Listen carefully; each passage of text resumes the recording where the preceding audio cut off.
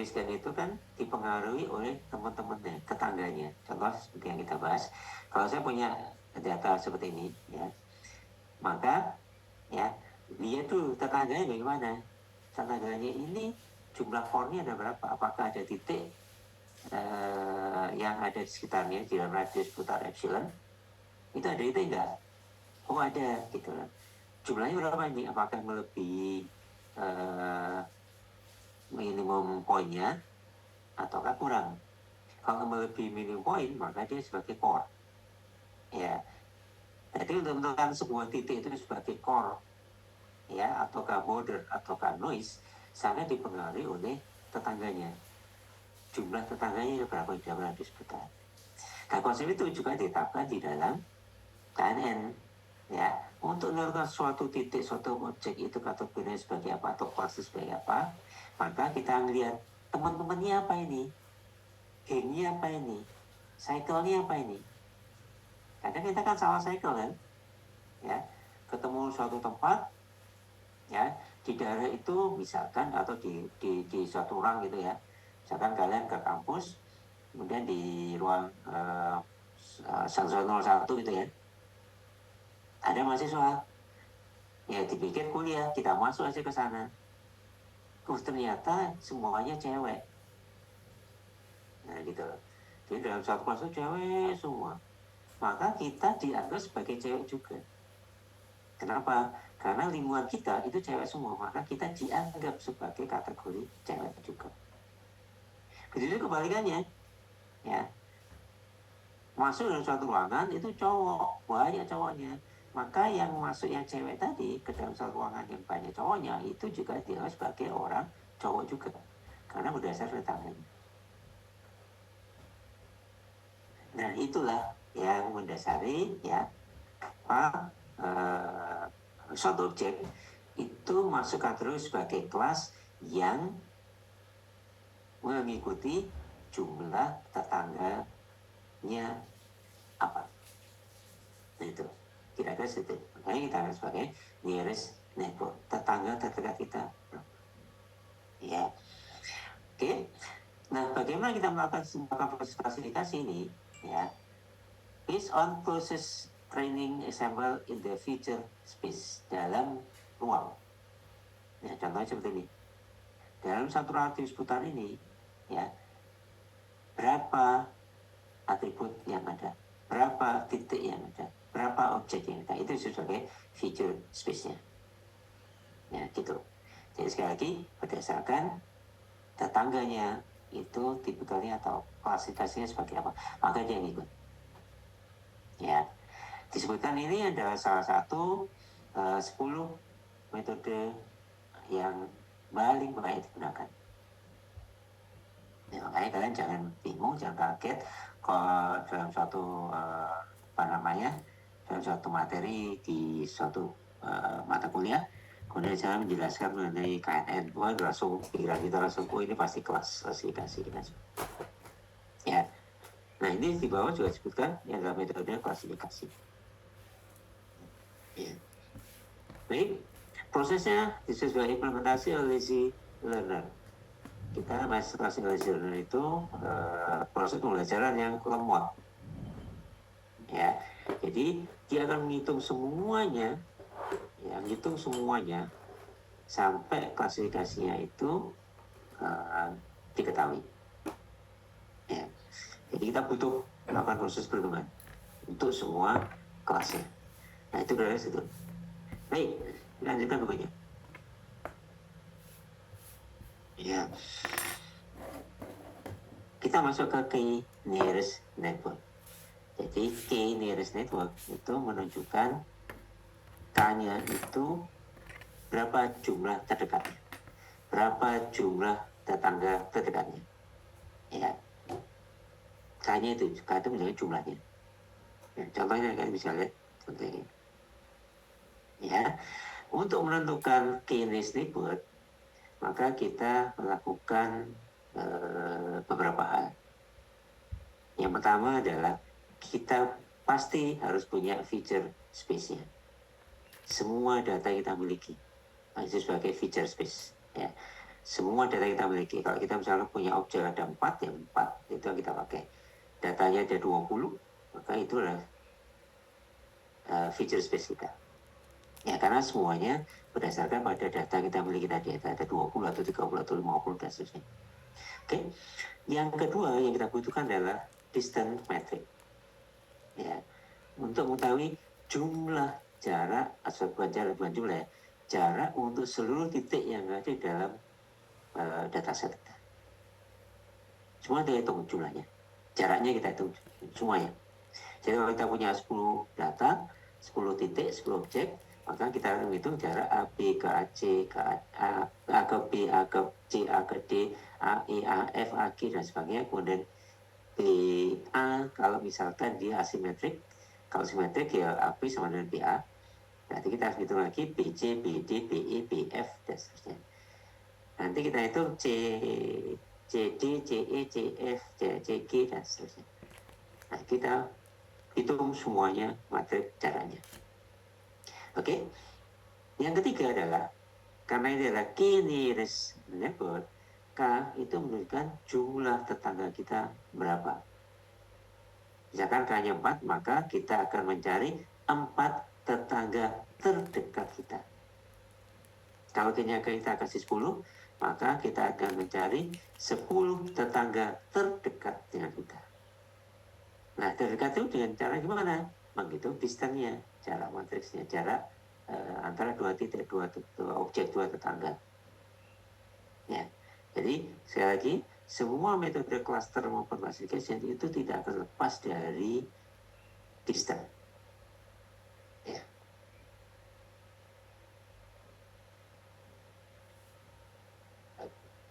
Oke, sambil saya sambil minum-minum. Ya, gitu. Nah, kemudian bagaimana proses untuk melakukan klasifikasi? Ya, yang pertama ini simple akronimnya ya. Ini bukan akronim, lebih pada rangkaian. Pertama kita hitung distance-nya dulu. Ya, kemudian kita cari K-nya. Berapa K tetangga terdekat kita? Ya, kalau sudah, use class level nearest neighbor to determine the class level of unknown record. Dengan menggunakan K tetangga terdekat kita, maka saya menentukan titik atau objek itu masuk kategori sebagai kelas. Ya, jadi penentuan kelas dari objek yang kita akan cari itu ditentukan oleh tetangga kita. Yang banyak apa tetangga kita? Kalau tetangga kita itu A misalkan, ya berarti kelas objek tadi adalah A. Kalau tetangga kita kemarin B, maka objek tadi kelasnya juga B. Kalau tetangga kita key nearest neighbor jadi yang banyaknya itu adalah F misalkan, maka titik yang kita cari tadi itu kategori kelasnya adalah F juga. Jadi penentuan kelasnya itu didasarkan pada tetangga kita itu berapa ya dalam waktu dalam ke tetangga terdekat. Nah, itu algoritmanya. Nah, ini contohnya untuk menghitung distance ya kita biasa selalu gunakan Euclid distance. Selalu, nggak pernah enggak ya. Ini, makanya kita bahas kemarin adalah metode untuk menentukan titik. Cara itu selalu menggunakan Euclid distance. Jarang yang menggunakan Hamming atau jarang yang menggunakan Kosin dan sebagainya. Selalu menggunakan Euclid distance. Kecuali kalau data set yang kita miliki itu kategorinya adalah binary ya atau kelas ya laki-laki perempuan kemudian lulus atau tidak. Nah, itu mau tambah juga kan diabaikan karena dia bukan numerik ya. Kalau tipikal data kita itu adalah nominal ya, maka Hamming ya seperti yang kita bahas pertemuan sebelumnya. Nah, di sini yang langkah pertama itu adalah kita harus bagaimana menghitung Euclid distance-nya. Oke. Nah, proses untuk mendapatkan clusternya, mendapatkan klasifikasinya, itu kita list. Ya, berdasarkan jumlah K tetangga terdekat, kita list. Kemudian take the majority vote of class level among the candidates network. Dari jumlah K tetangga kita tadi, ya, yang banyak itu kelas apa? Itu yang kita cari sebagai kelas. Ya, terkadang kita bisa menggunakan pemungutan. Nanti dikali-kali dipungutan untuk setiap kelas yang ada. Baru nanti kita bisa menentukan masuk atau sebagai kelas yang mana. Contoh kita lihat yang ini. Kita perhatikan ya titiknya. Kita punya satu titik yang tidak kita ketahui di sini. Oke. Kemudian tetangga kita, ya, tetangga kita itu kelasnya apa? Kategorinya apa? Contoh ini, ya, ini tetangga dekat kita. Untuk mengetahui tetangga dekat kita dengan apa cara? Dengan menggunakan geographic distance. Ya, jadi jaraknya yang paling dengan kita itu yang mana? Ya, maka kita tentukan ini misalkan data kita A, B, C, D, E, F, G. Jarak dari A ke B berapa? Dari titik ini ke B, titik ini ke C, titik ini ke E, dan seterusnya itu berapa jaraknya? Ya, kalau perlu nanti kita hitung semua jarak yang ada. Jadi nanti objek-objek yang lain kita hitung jaraknya. Ya, semuanya kita hitung jaraknya berdasarkan titik yang kita cari kelasnya ini. Nah, kemudian itu kita urutkan, disort berdasarkan urutan jarak terdekat. Jadi misalkan ini A, B, C, D, berarti paling dekat adalah C. Kemudian yang ini, ini, dan yang terakhir. Kita urutkan disort berdasarkan jarak terdekat terhadap objek yang kita cari. Nah, kemudian titik yang ada, ya, kita ambil, ya, sebanyak K-nya. Kalau saya pakai K-nya 1, maka saya ambil 1 tetangga terdekat. Kalau saya pakai K2, maka saya ambil 2 tetangga terdekat. Kalau saya pakai K3, maka saya ambil 3 tetangga terdekat. Oke, kira-kira seperti itu. Nah, sekarang kita bisa lihat ini contohnya aja ya. Titik ini objek yang kita cari itu kelasnya apa? Apakah masuk itu sebagai kelas yang kotak, rectangle, atau triangle? Ya, kotak gini atau segitiga. Ya, oke. Ini gambarannya untuk tahu jaraknya aja. Kita lihat, kalau saya pakai K1, maka saya ngambil 1 tetangga terdekat. Yang paling dekat ini kan ya, dibandingkan ini. Kita lihat ya, jaraknya dekat ini kan ya. Ini ke sini lebih dekat daripada ini ke sana dan ini ke sini. Saya ngambil 1 objek tetangga terdekat. Dan ternyata tetangga kita adalah kotak. Maka titik yang kita cari kategorinya adalah kotak. Oke. Itu yang pertama. Bagaimana kalau K-nya 3? Kalau K-nya 3 berarti saya ngambil 3 tetangga terdekat. Ya, objeknya di sini, ya, terdekatnya. Ini jarak jauh ya, di sini jarak jauh. Kalau kita lihat radius putarnya sudah kelihatan. Saya ambil 3 objek terdekat. 1, 2, 3. 3 data yang kita miliki, 3 objek yang kita miliki. 2 itu triangle, segitiga. 1 adalah bujur sangkar, square. Ya, segitiganya 2. Yang kotaknya cuma 1, berarti ambil mayoritasnya. Mayoritasnya adalah segitiga. Sehingga untuk K-nya 3, K3, maka saya tentukan objek ini adalah triangle. Sekarang kita lihat, bagaimana kalau 5? 5 titik terdekat. Ini 1, 2, 3, 4 kali ya. Ini 4 di sini lebih dekat 5. Nah, ini 5. Jadi 1, 2, 3, 4, 5. Dari 5K terdekat tadi, 3 itu adalah square, ya, atau kotak bujur sangkar. 2 itu adalah segitiga. 3 bujur sangkar, 3 kubus, ya, 2 segitiga. Maka kesimpulannya lebih banyak yang kotak, sehingga kelasnya dia adalah square. Kalau K-nya 7, 1, 2, 3, 4, 5, 6, 7. 7 titik terdekat. Kalau 7 titik terdekat, kita lihat, nah ini yang kotak itu ada 4, yang segitiga ada 3. Berarti kesimpulannya dia masuk kategori sebagai yang kotak. Belong to square class.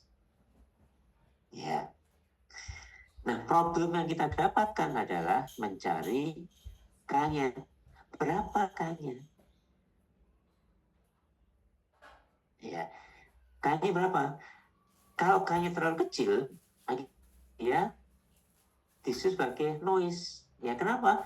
Nah, karena sebenarnya nggak ada. Ini K-nya 1, ya. Sebenarnya cuma 1, maka kemungkinan besar dia adalah noise. Sensitif terhadap teman yang cuma sedikit. Kalau dia ini adalah noise, ini dia juga noise juga. Ya, gitu kira-kira. Yang kedua, kebalikannya, kalau terlalu berat, terlalu besar K-nya, yang terjadi adalah ya nggak sesuai dengan kelas kita. Contoh kalian lihat ini ya.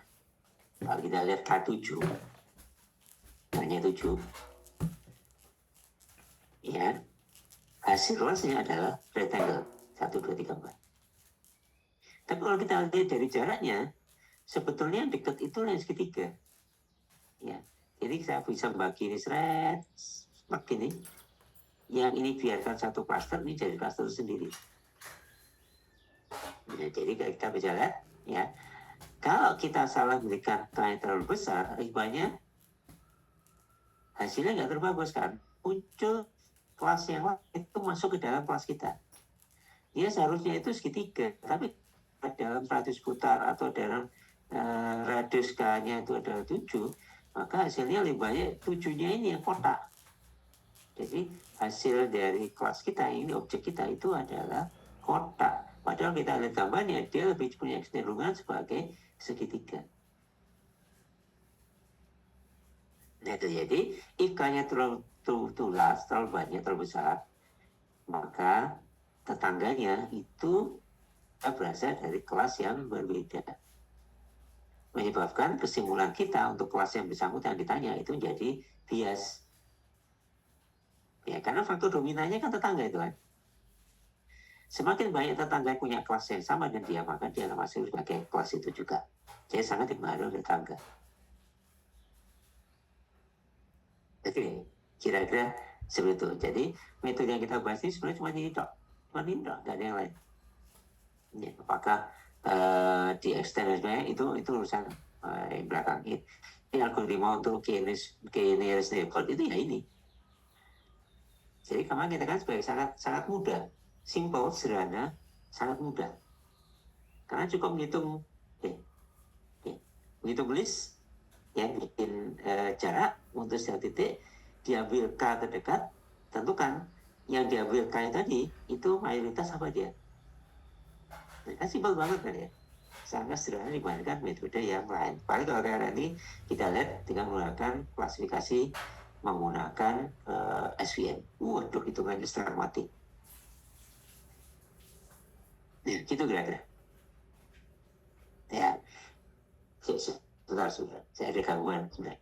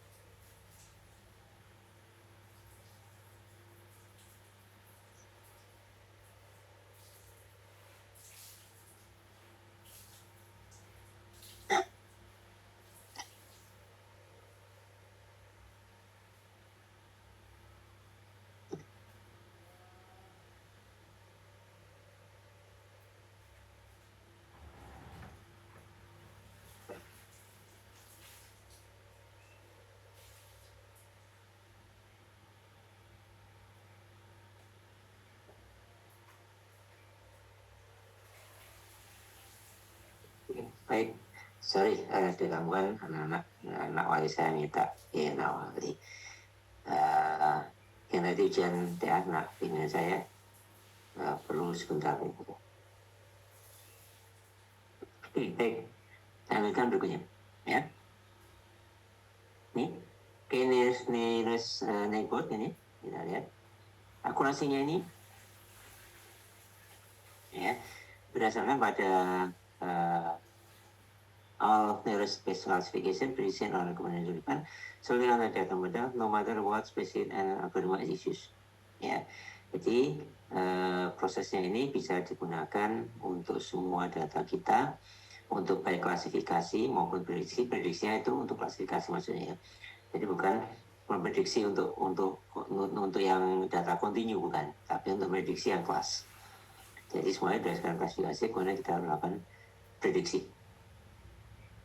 Ya, mungkin bawahnya nggak usah kita bahas. Nah ini sisi keuntungan nearest neighborhood.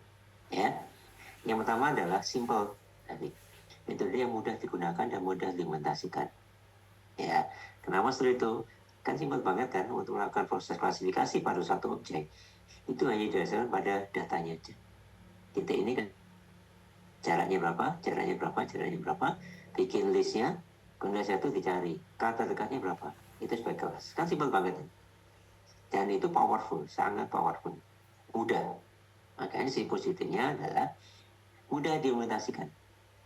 Karena cuma butuh distance, kemudian hitung list K terdekat, dicari dari K terdekat tadi maksimum atau yang dominan, yang banyak, yang mana, maka masuk kelasnya itu.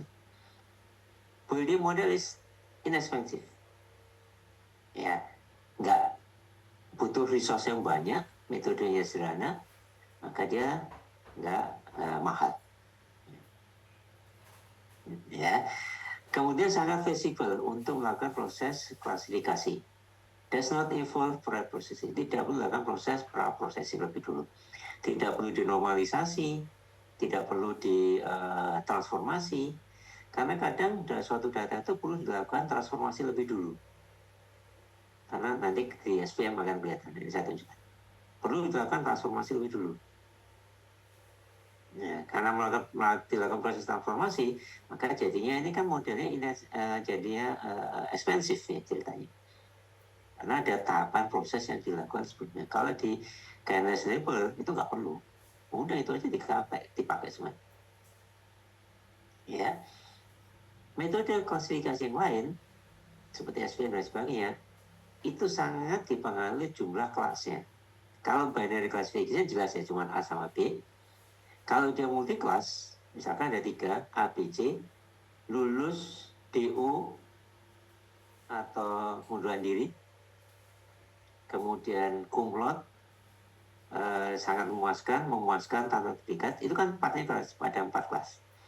Kalau seperti itu, maka kita lakukan prosesnya kan berkali-kali tadi, seperti yang kita bahas kemarin. One to all, one to rest, one to one atau one to rest. Kalau kita punya A3, A, B, C, A atau bukan A, B bukan B, C bukan C. Itu kalau kita pakai one forest. Atau kita pakai satu-satu, A atau B, B atau C, A atau C. Itu one to one. Ya, kalau one to rest tadi A atau BC, B atau AC, C atau AB. Ya, satu dibandingkan sisanya. Ya, itu kan berarti penanganan data itu kalau kita pakai binary class dengan multi class beda caranya. Tapi kalau ini yang kalau kita pakai KNS ini buat nggak peduli kelasnya mau 2, 3, 4 nggak masalah, tinggal tetangganya berapa. Contohnya ini bisa bikin satu lagi bentuknya bulat. Ini ada bulat, ada bulat, ada bulat. Berarti kelasnya kan 3, segitiga, kotak, dan bentuknya bulat. 3 kelas.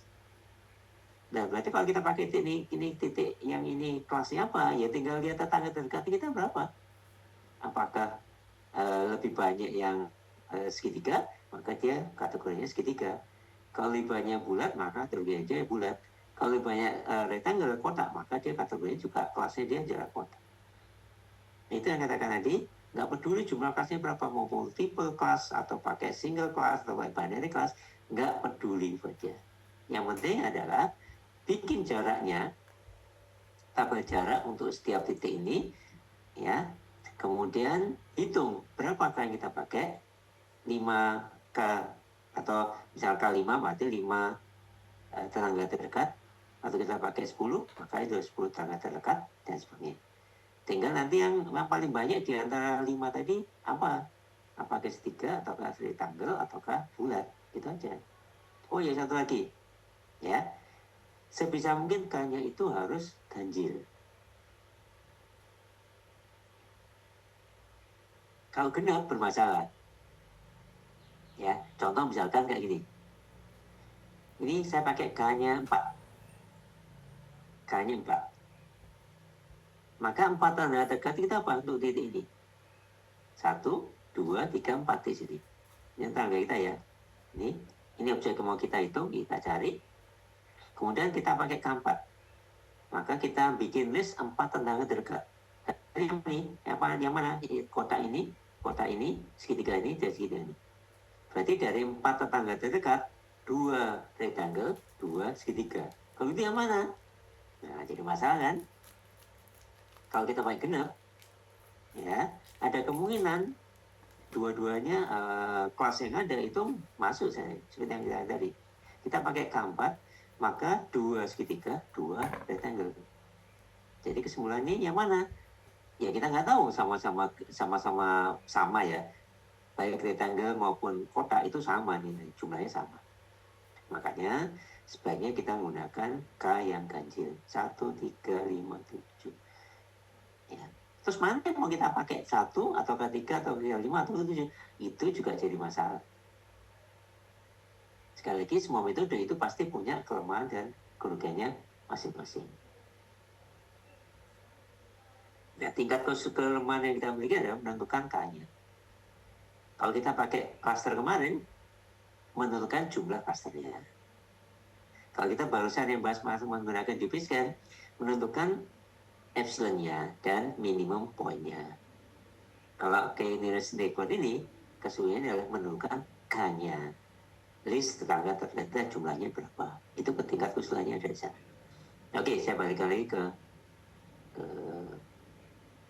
belakang. Ya.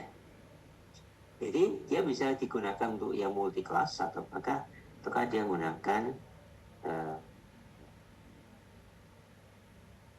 binary class, 2 class atau 3 atau nggak ada masalah buat dia. Oke, kita lihat di asymptotic errornya itu 2 kali bias rate. Ini dari pengalaman dari eksperimen dari tahun 67, dia lebih bagus dibandingkan dengan bias. Ya makanya walaupun bias itu lebih dulu muncul, ya, tapi metode ini lebih banyak digunakan karena hasilnya lebih bagus.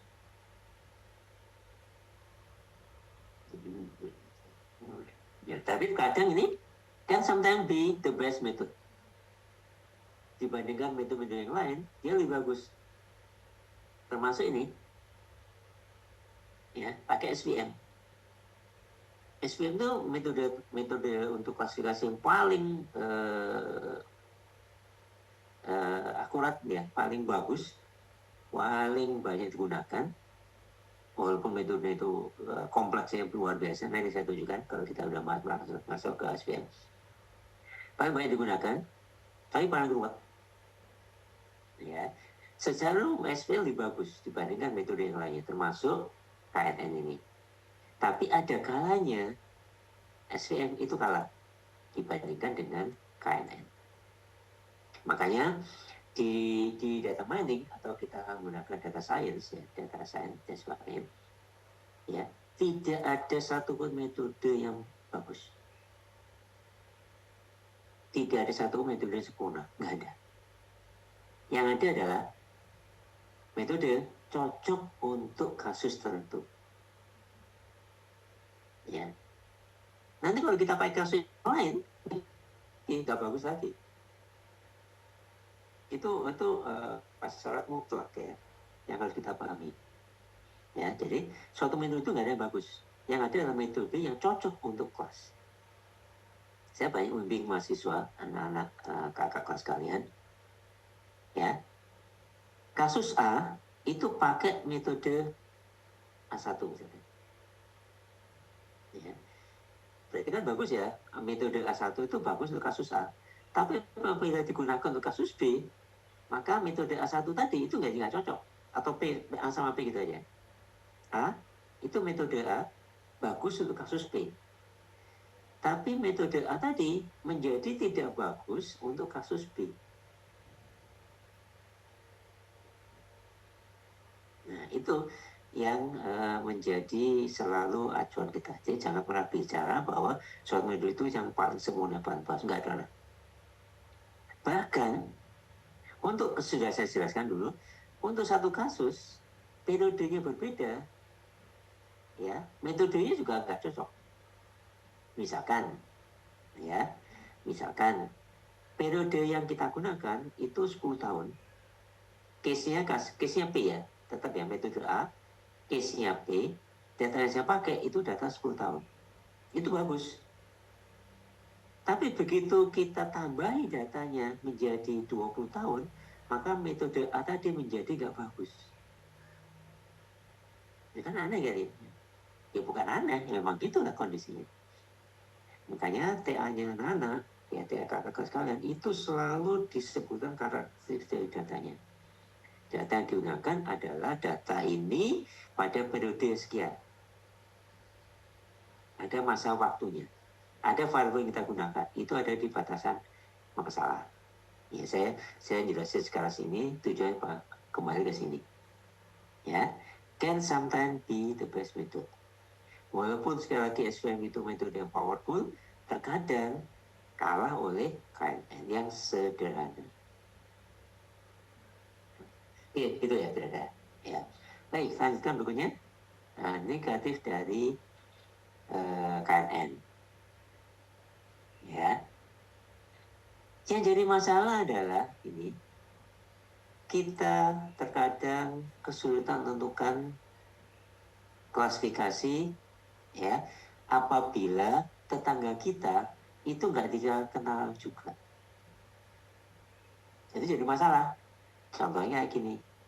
Ini contohnya ya. Ini kan kelihatan ya, tetangganya rectangle sama kotak. Nanti kan muncul masalah kalau tetangganya itu nggak segitiga kotak-kotak. Tapi kita nggak kenal sebelahnya itu siapa. Yang ini kategorinya apa, ini kategori. Kita nggak tahu.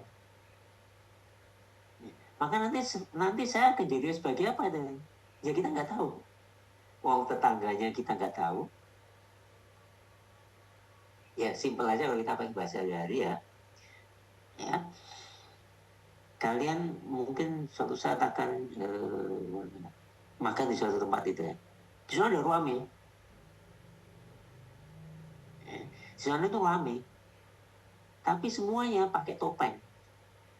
Jika kita nggak kenal satu, bajunya juga baju standar, misal semuanya pakai topeng, bajunya sama semua. Ya kemudian kita masuk ke sana, saya ingin tahu, saya di sana itu laki-laki atau perempuan. Ya, kalau nggak pakai topeng kan kelihatan ya. Yang dari sana itu orangnya banyak, berapa jumlah yang laki, berapa jumlah yang perempuan. Kalau banyak perempuannya, maka saya masukkan sebagai anggota dari yang perempuan. Kalau saya masuk ke sana banyak cowoknya, maka saya kategori sebagai laki-laki. Ya kan, kayaknya modelnya seperti itu modelnya. Jadi berdasarkan jumlah banyak di sana itu berapa, saya akan masuk sebagai klasifikasi sesuai dengan banyaknya yang ada di situ. Nah masalahnya kalau saya datang ke suatu tempat, kemudian di sana pakai topeng semua, maka saya nggak tahu tetangga kita ini laki-laki atau perempuan. Bisa dipahami ya? Nah itu sisi negatif dari KNN. Jadi pada saat kita melakukan proses klasifikasi mendapatkan K objek terdekat, sementara K objek terdekatnya itu tidak diketahui kelasnya, maka jadi masalah.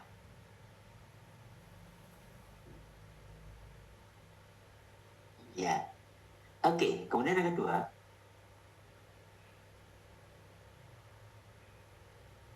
Ya. Untuk mengetahui itu kita butuh computational menghitung jaraknya. Jarak dengan tetangga terdekat. Ya itu udah pasti ya. Dan itu butuh waktu. Karena setiap titik itu akan dia ngecek semua objek itu tetangga kita jaraknya berapa. Contoh yang kita miliki, ini kebetulan saya punya 7 data, 1, 2, 3, 4, 5, 6, 7. Untuk mengetahui kelasnya apa, maka saya harus hitung semua jaraknya dulu ke sini. Berarti saya punya jarak 7 objek ke kita. Nanti selalu baru kita hitung K-nya kan. Kalau K-nya 5, saya ambil 5. Kalau K-nya 3, maka saya ambil 3 terdekat. Ini baru 7. Nah, kalau saya punya data set ada 20.000 data, 20.000 record, maka saya harus menghitung semua titik objek data set kita terhadap data kita. Yang ini. Kita mau data set ada 20.000 data, maka saya hitung satu persatu. Ini jarak ke sini, jarak ke sini, jarak ke sini. Jadi kita punya list ada 20.000. Yang dipakai hanya K-nya 7 dot. Itu yang dikatakan dia wasting time, inexpensive, nggak murah. Kenapa?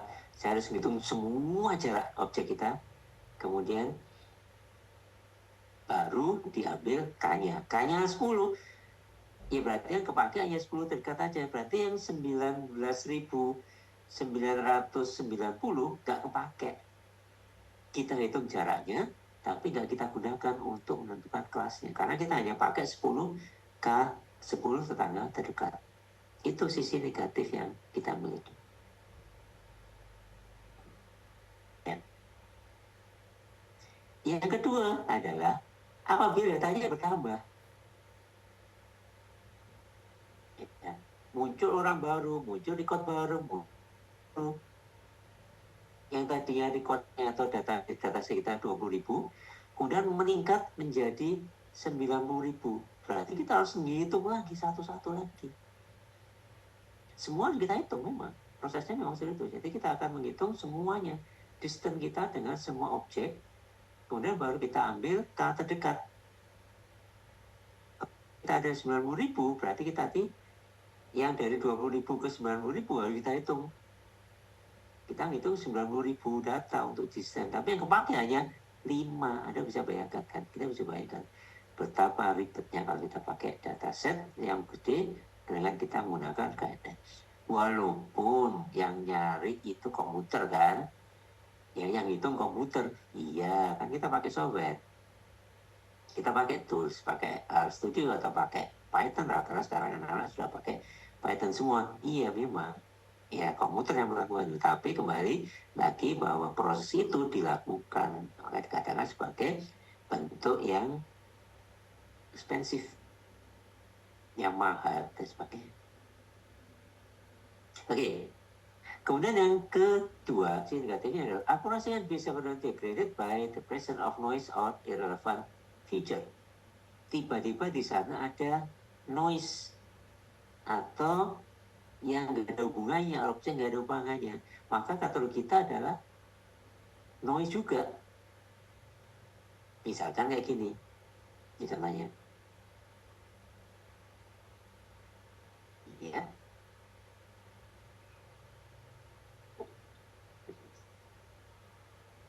anggap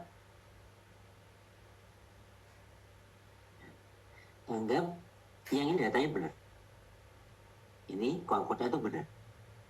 Yang 3 ini outlier atau noise, data yang salah. Jadi ini data yang salah, ini data yang benar. Ya, kita punya 2 kelas itu aja ya. Yang satu ada benar, satu ada noise. Ini adalah klasifikasi, dia kategori data yang outlier. Nah, kemudian saya punya objek di sini. Masuk kategori apa ini? Objek kita ini. Masuk kategori kita ada benar atau kita masuk outlier. Nah, kembali kalau kita pakai K. K-nya berapa? 3. K-nya 3. Saya ambil 3 terdekat.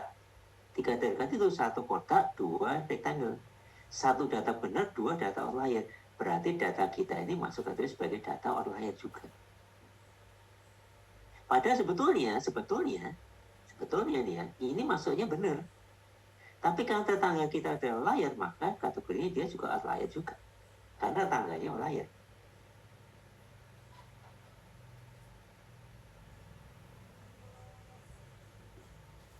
contohnya. Kalau pakai bahasa sehari-hari, saya ngasih contoh kayak gini caranya. Ya, ini ada kiai, ada orangnya, ada orang gitu masuk pada suatu tempat. Ini ada lingkungan.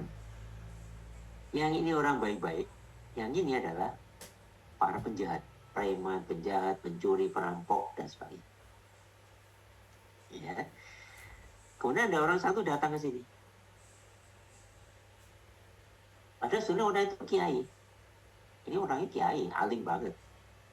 Cuman kita nggak tahu. Pokoknya ada orang datang, ya, sebetulnya dia itu kiai. Tapi karena kita nggak tahu, ada orang di situ, kita mencoba untuk melihat ini siapa orang ini. Makanya dia hitung, kita hitung tetangga dekatnya berapa. Kalau saya ngambil satu, dia masuk ke sebagai orang baik. Karena cuma satu diambil kan. Dan satu tetangga terdekat dia orang baik. Tapi begitu saya ngambil 3 orang terdekat, satu orang itu baik, 2 orang itu penjahat, maling, rampok, dan sebagainya. Sehingga orang ini pun nanti masuk kategori sebagai perampok, maling, penjahat juga. Nah, karena itu karena mengandalkan jumlah orang yang ada di sekitar. Itu yang dikatakan sebagai disadvantage tadi. Ini, ya. Jadi apabila data yang kita miliki, data yang memiliki itu ada noise atau feature yang irrelevant yang nggak ada hubungannya, maka akurasinya jadi makin turun gara-gara tadi. Harusnya ada orang baik, tapi gara-gara ada noise, ya, ada gangguan yang menyebabkan kelasnya menjadi salah. Karena sekali lagi nearest neighbor itu dijadikan pada tetangga. Kalau tetangganya salah, maka dia masuk itu sebagai salah juga. Ya. Oke, yang kedua, yang berikutnya, ya, ini ada masalah juga apabila ada kondisi kemungkinan. Nearest again expect plus additional probability to be local constant. Ada kemungkinan yang ada pada dataset kita. Hasilnya ada kemungkinan. Nah, itu jadi masalah besar. Ya, conditional probability to be local constant. Jadi di dalam sekitar kita itu karena data kita itu banyak, ya, kemudian nanti jumlah datanya itu banyak banget, kelasnya ada banyak, maka nanti ada resiko juga mengalami bias di sana. Ya, dimensinya nggak cuma 2 dimensi. Kalau kita pakai di sini misalkan, ini kan kelihatan kita pakai 2 dimensi ya. Jaraknya sama sini. Nah, kita pakai X sama Y, ini X sama Y, 2 dimensi kan, ini X, ini sumbu X, sumbu Y. Ya, kita pakai distance-nya, pakai Euclid, ya berarti X1 min X1 min X2 kuadrat ditambah Y1 min Y2 kuadrat. Aman kan? Cuma masalah kalau kita pakai 3 dimensi, nanti ada X1, X2, X3. Ya, ada 4 dimensi, ada S1, S2, S3, S4. Ya. Ada lagi yang probabilitas di sana, ada varying datanya, ada nominal datanya, itu menjadi bermasalah. Nah, itu yang terjadi sisi negatif dari generalisme itu apabila kita punya dimensi data yang gede, menjadi masalah.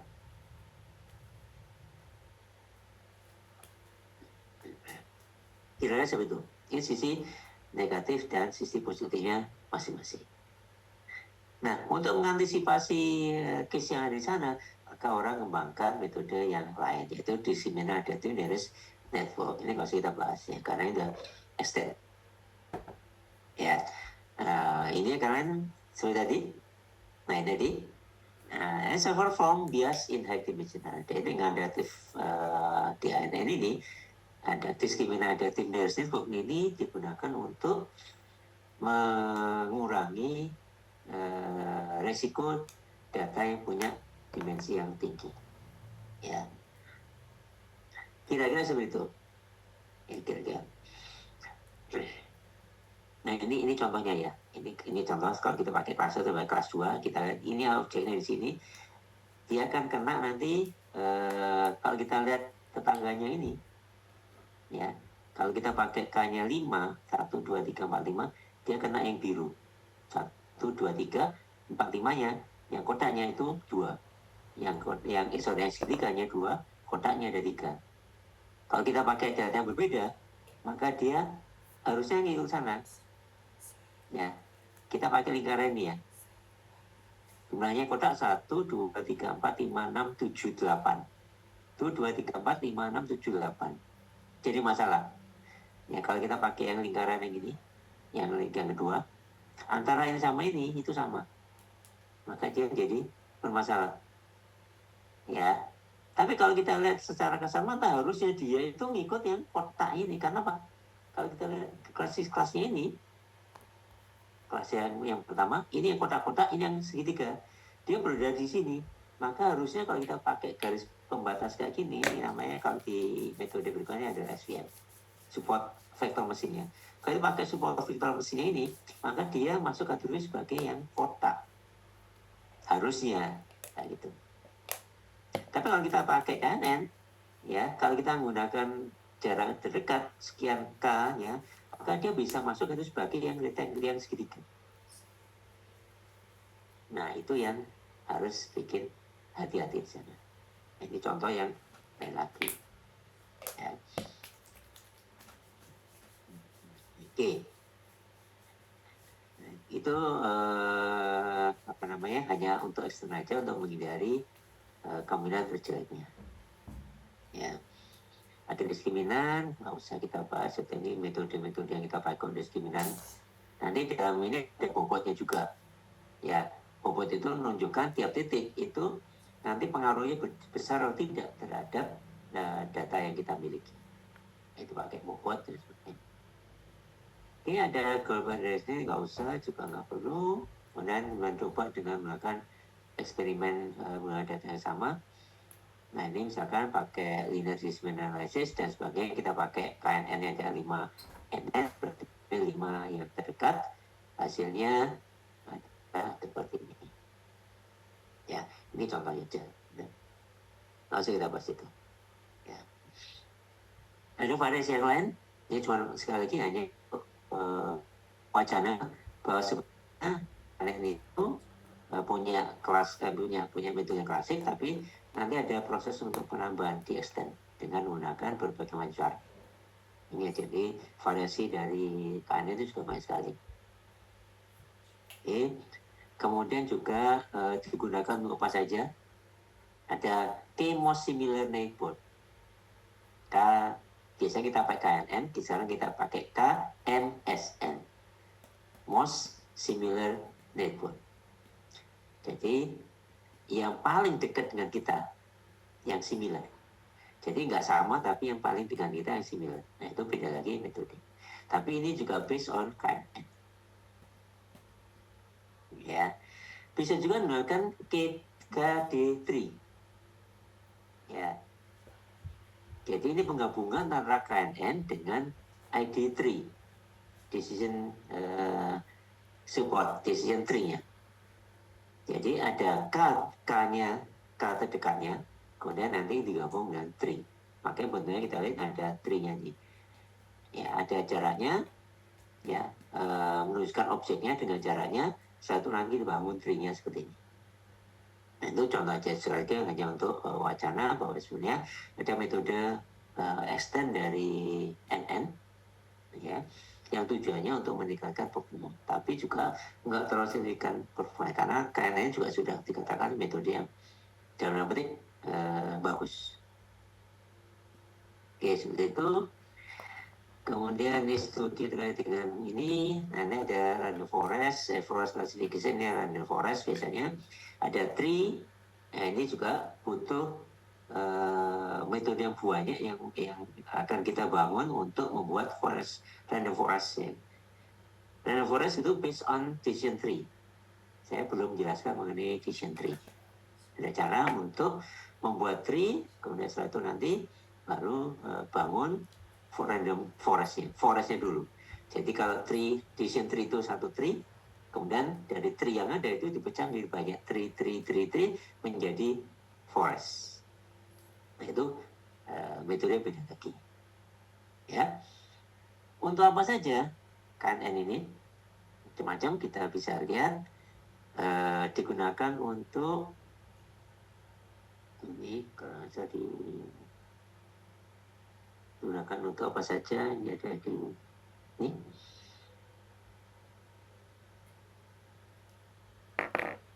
Bisa digunakan untuk text categorization, yaitu menentukan suatu teks ini masuk kategori sebagai apa.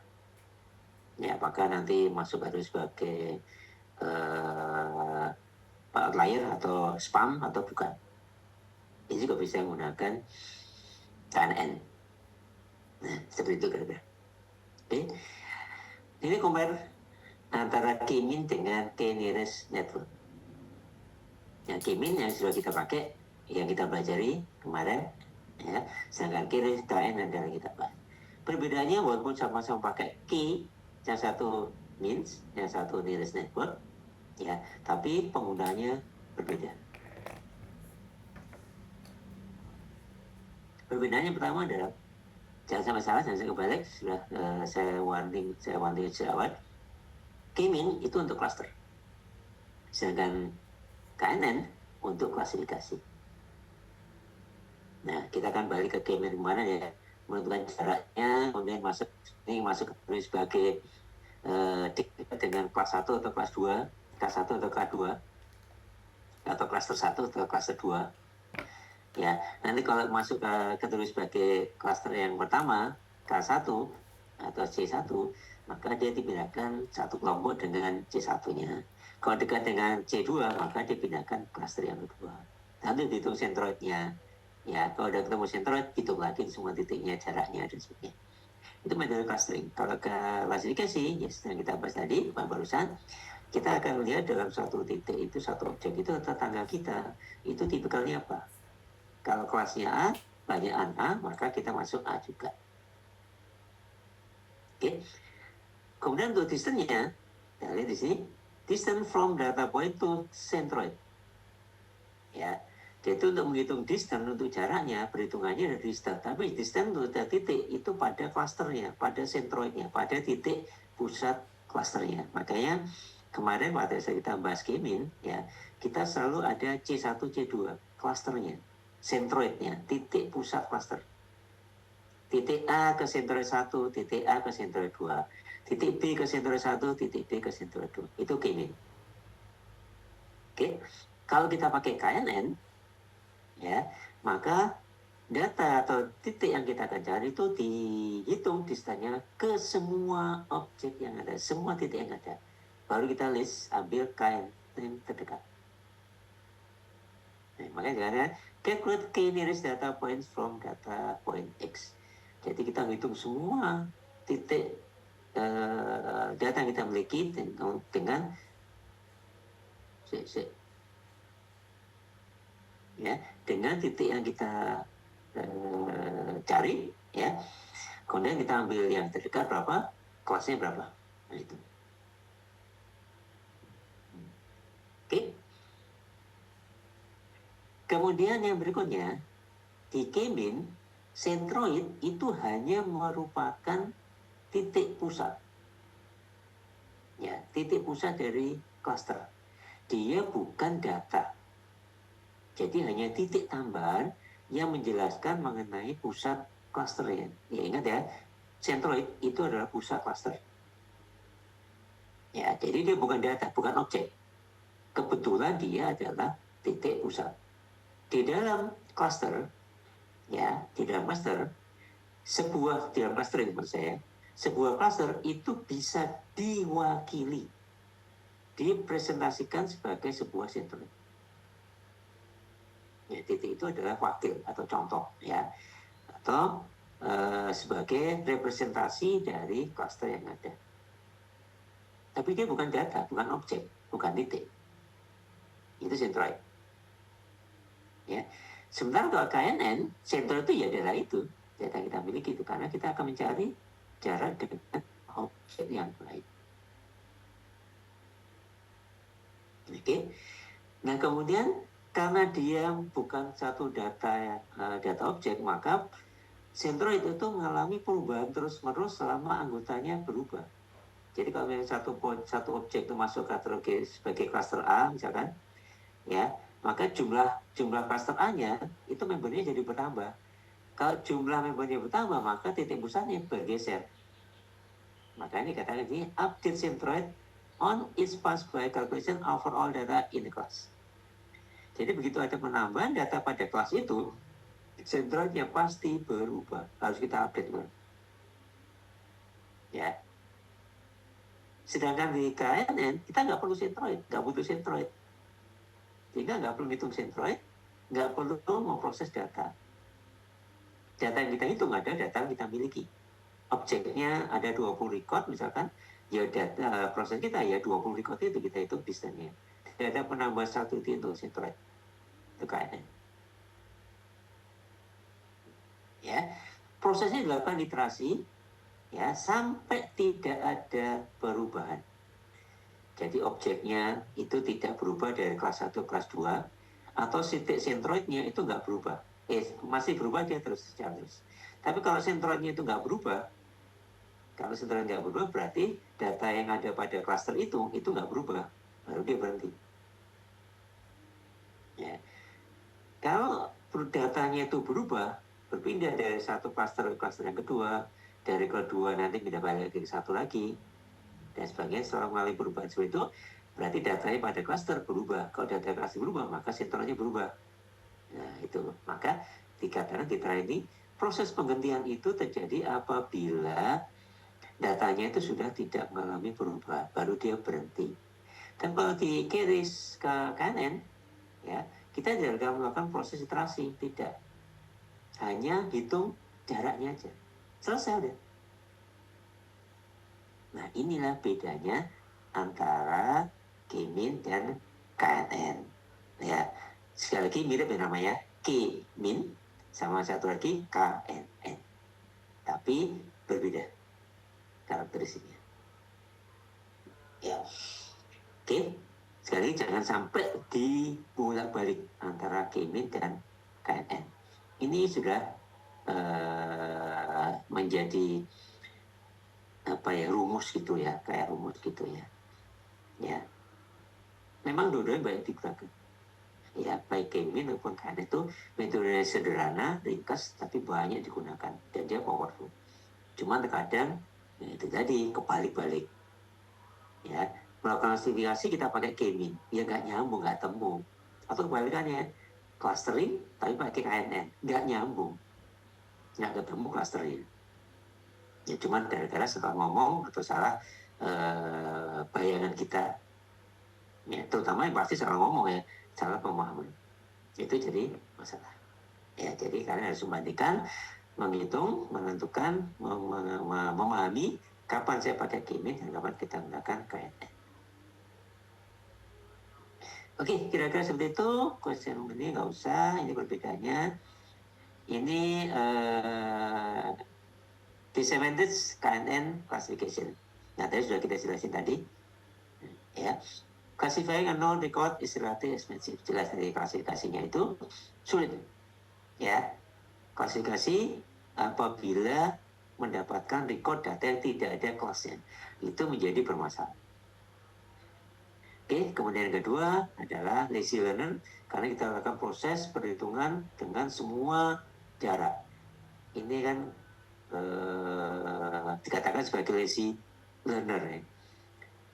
Proses pembelajaran yang goblok-goblokan, males itu, nggak mau nyari terdekat, nggak mau nyari cara pendek, tapi proses yang dilakukan adalah semua dihitung.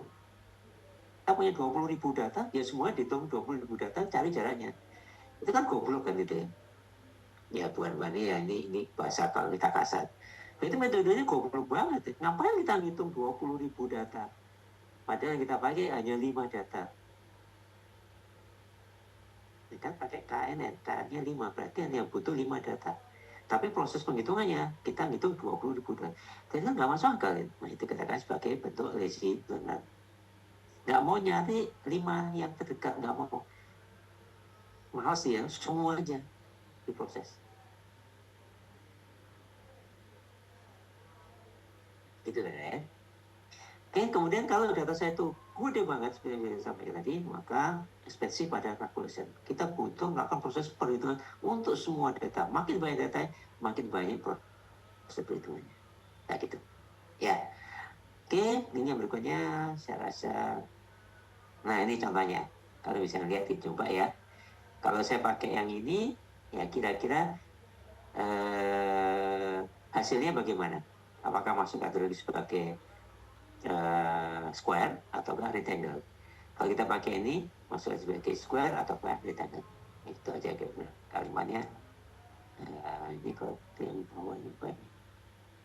Saya ganti aja.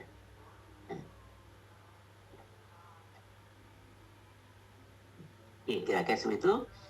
Ya, kemudian referensi adalah ini buku-buku paper yang banyak kita buat. Oke.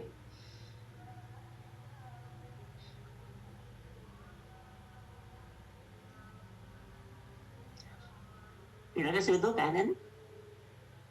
Jadi metodenya saya nggak akan jelaskan detailnya, contoh-contohnya nggak perlu karena pakai distance ya. Jadi case-nya adalah distance. Yang penting adalah menghitung jaraknya tadi. Jadi saya nggak perlu harus melakukan contoh perhitungan berapa dan sebagainya. Yang penting kita tahu definisinya, kemudian di sini nanti cara kita membangunnya. Mana tadi contohnya? Yang ini ya.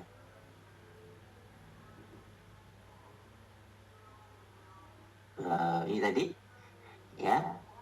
Prosesnya adalah yang ini tadi. Kita hitung jaraknya, kemudian dicari kata terdekat. Saya kan nggak perlu jelasin satu-satu ya. Yang penting dari titiknya ini kemudian kita cari kata terdekat, kemudian dari kata terdekat itu kita pilih ya K-nya berapa, misalnya K-nya 5, maka 5 itu yang mayoritas yang mana. Itu aja basicnya. Ya. Saya rasa berikutnya juga mudah. Ini tadi, jadi hanya menggunakan distance, Euclid distance, kemudian di list yang 5 terdekat, kemudian 5 terdekat itu kelasnya mana, yang dominan, yang mayoritas yang mana itu menjadi kelasnya. Itu aja. Oke, baik. Ada pertanyaan sampai sini? Ya, kalau tidak, ya.